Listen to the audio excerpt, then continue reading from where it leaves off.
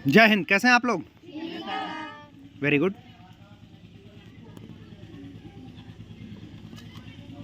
सब सही है। तो तीसरा चैप्टर ये है परमाणु की संरचना। परमाणु की 8वीं क्लास के साइंस का तीसरा चैप्टर खुल गया है सबका। सवाल, पदार्थ की मूलभूत इकाई क्या है? इसी को क्या कहते हैं? परमाणु कहते हैं। क्या कहते हैं? दो या दो से अधिक परमाणु आपस में मिलकर क्या बनाते हैं? अणु बनाते हैं, जिसको मॉलिक्यूल बोलते हैं इंग्लिश में। क्या बनाते हैं? समान प्रकार के कई परमाणु के आपस में मिलने से क्या प्राप्त होता है? तो देखिए, समान प्रकार के, जैसे हाइड्रोजन हाइड्रोजन मिल जाएगा तो कई अणु आपस में मिल जाएंगे तो उससे एक एलिमेंट बनता है। जैसे H2 से हम लोग क्या समझते हैं? H2 जो होता है उसके लिए हाइड्रोजन का इस्तेमाल करते हैं। हाइड्रोजन को H2, तो हाइड्रोजन के दो अणु मिल जाएंगे तो हाइड्रोजन का एक एलिमेंट बन जाएगा, तो तत्व बन जाएगा। हाइड्रोजन के दो परमाणु मिलकर क्या बनाते हैं? H2। अभी मैंने कहा हाइड्रोजन बनाएंगे, हाइड्रोजन के दो परमाणु मिलकर एक अणु बनाते हैं। क्या बनाते हैं? बात समझ में आ रही है? H2 जो है ये दो H मिल जाएंगे, हाइड्रोजन और हाइड्रोजन। देखिए ऐसे बॉन्डिंग होती है, ऐसे फिर ऐसे, हम लाइन से ऐसे बनाते हैं। और H और H सिग्मा बॉन्ड होता है, सिंगल बॉन्ड होता है ये। अब देखिए, असमान प्रकार के कई परमाणु के आपस में मिलने से क्या प्राप्त होता है?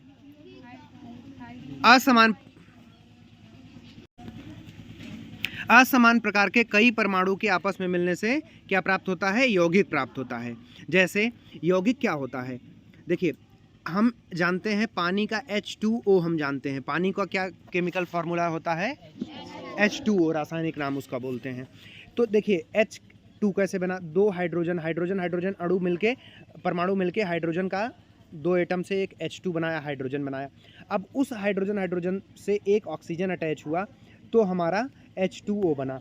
अब इसका जो पिक्टोरियल रिप्रेजेंटेशन है मैं ये ऐसे कर दे रहा हूँ, जैसे ये बीच में O हो गया, फिर इसका सिग्मा बॉन्ड, इसका सिंगल बॉन्ड, इसका सिंगल बॉन्ड, तो ऐसा हो जाएगा। तो ये HOH, तो ये इसको लिखते हैं H2O, दो हाइड्रोजन बॉन्ड, इसका स्ट्रक्चर ऐसा हो जाएगा।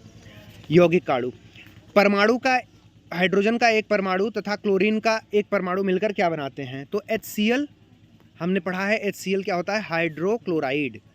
हाइड्रोक्लोराइड बोलते हैं या हाइड्रोजन क्लोराइड बोलिए, एक सी बात है। HCl, Cl और हाइड्रोजन, तो H एक मिल गया और Cl एक मिल गया तो हाइड्रोक्लोराइड हो गया।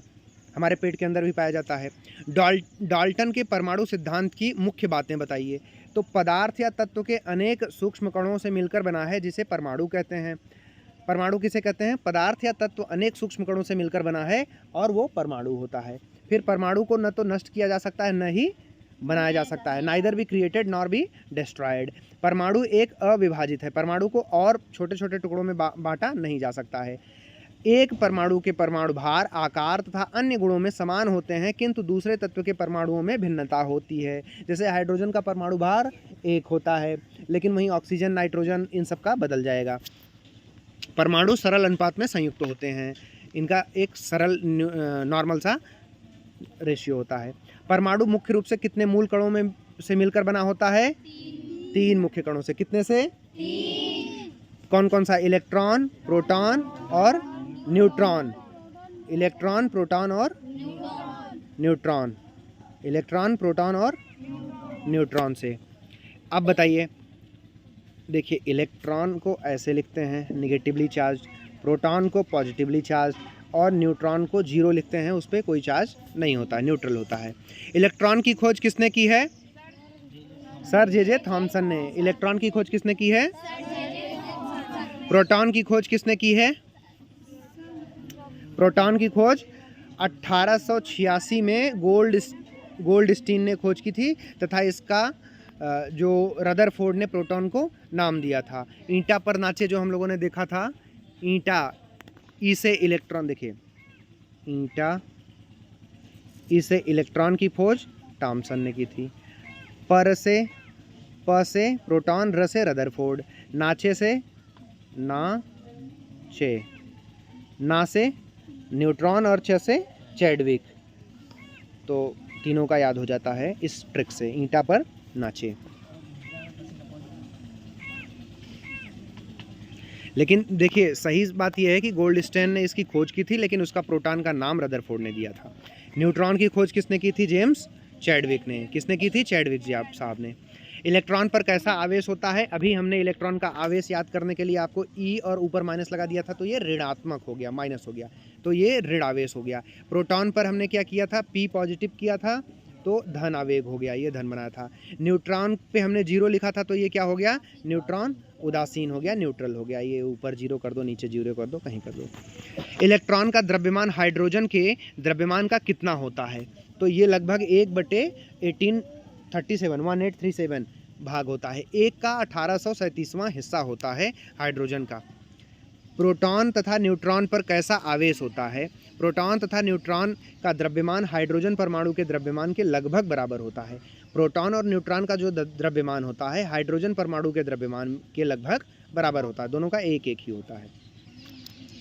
डाल्टन के परमाणु के सिद्धांत के विफलता के क्या कारण थे? उसकी विफलता के क्या कारण थे ये देखते हैं।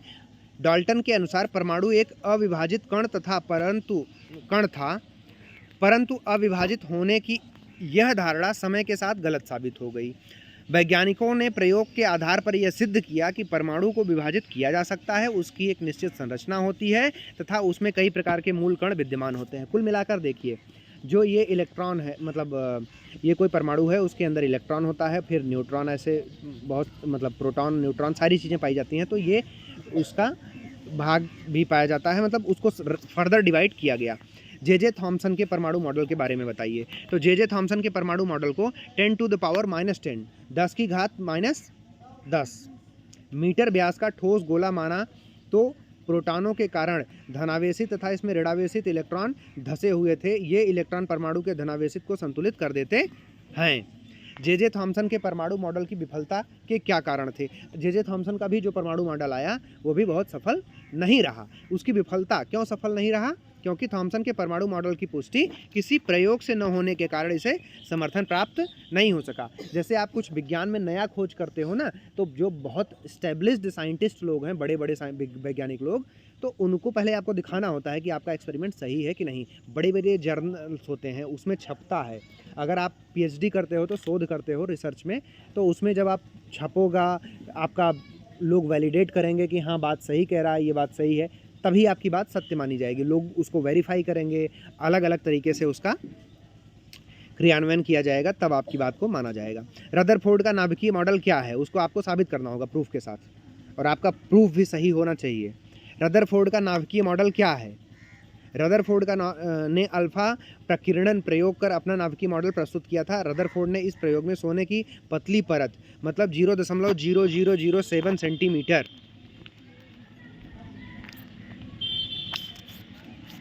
मोटी पर अल्फा कणों की बम्बारी करवाई थी। ऐसे अल्फा कण लिए थे और उस पर सोने की परत का वो बम्बार्डिंग करवा दिए थे, उस पर एकदम से सारा ऐसे भिजवा दिए थे, उसे मरवा दिए थे। रदरफोर्ड ने नाभिकीय मॉडल में क्या देखा जब अल्फा कण सोने की परत पटली से टकराए? जब उन्होंने सोने की परत पे ऐसे टकरवाया तो उन्होंने क्या देखा? देखिए, ऐसे बहुत सारे पार हो जाते थे, आर पार हो जाते थे, लेकिन 10,000 में कोई एक था जो पार ना होकर के जाता भी था इसी रास्ते और वापस भी आ जाता था। तो उन्होंने ये देखा। अब देखिए, अधिकांश कण पत्ती के पार सीधे चले जाते थे, पहला पॉइंट। दूसरा, कुछ कण अपने पथ से विचलित हो जाते थे, थोड़ा डाइवर्ट हो जाते थे। बहुत थोड़े कण ऐसे थे जो पत्ती से टकराकर उसी मार्ग पर वापस आते थे। कुछ तो सीधे सीधे ऐसे चले जाते थे, कुछ सीधे न जाकर के थोड़ा टेढ़ा चले जाते थे, थोड़ा थोड़ा टेढ़ा हो जाते थे, कुछ ऐसे जाते थे और इसी पे वापस आ जाते थे। रदरफोर्ड ने प्रयोग से प्राप्त प्रेक्षणों के आधार पर क्या निष्कर्ष प्रस्तुत किए? परमाणु का संपूर्ण आवेश प्रोटॉन केंद्र में उपस्थित होता है, जिसे न्यूक्लियस कहते हैं। इस नाभिक का संपूर्ण आयतन परमाणु की तुलना में बहुत कम होता है। परमाणु का नाभिक ऋणावेशित इलेक्ट्रॉनों से घिरा रहता है। प्रयोग में अधिकांश कण पत्ती के आर पार सीधे चले गए क्योंकि परमाणु का अधिकांश भाग खोखला है। कुछ कण जो नाभिक के पास से गुजरे थे वे अपने पथ से विचलित हो गए क्योंकि नाभिक और कण दोनों एक समान आवेश था। जो कण नाभिक से सीधे टकराए वे नाभिक के द्रव्यमान के कारण मुड़ गए। नील्स बोर के परमाणु मॉडल के बारे में बताइए।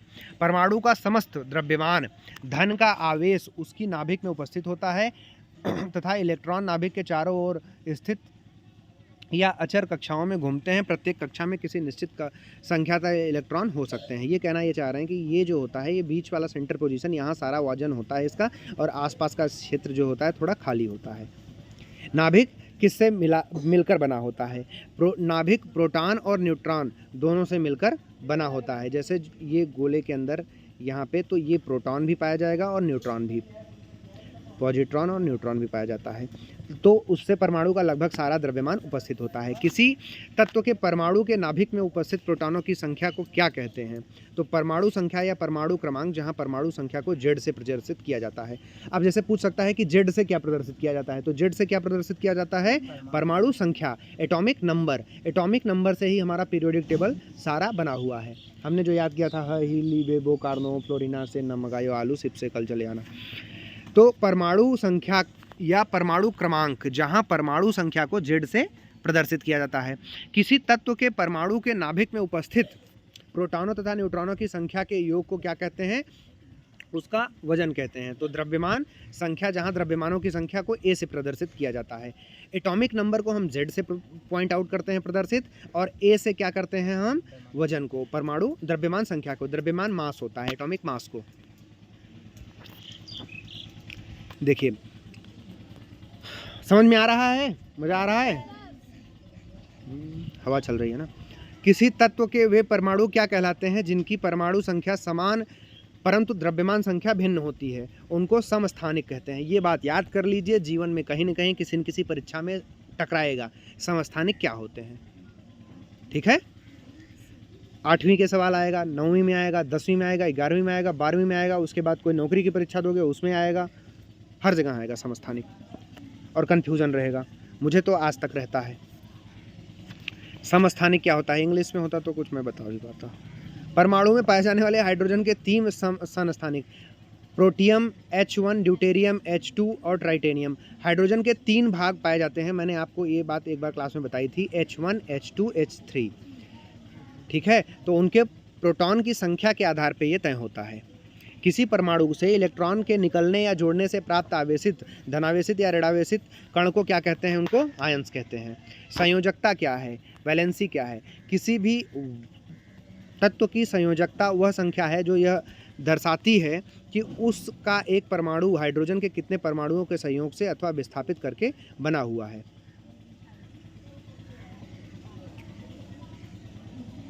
कंप्लीट हो गया? चैप्टर खत्म? बड़े जल्दी खत्म हो गया। चलिए अब इसी में स्ट्रेटजी वाला भी बता देते हैं।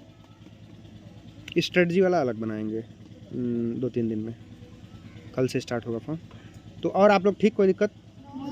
कुछ समझ में आया? Yes sir. ठीक है, थैंक यू।